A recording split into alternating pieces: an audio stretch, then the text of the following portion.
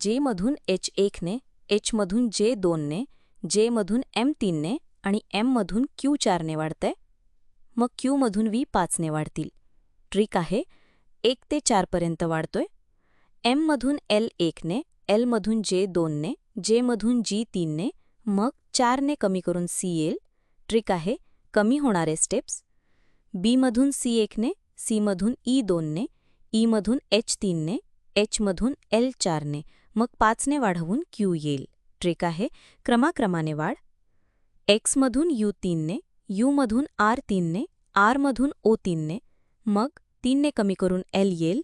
Trick आहे fix difference. Cमधून G4ने, Gमधून L5ने, Lमधून R6ने, मग 7ने वाढवून Y येईल. ट्रिक आहे वाढते डिफरन्स लक्षात ठेवा.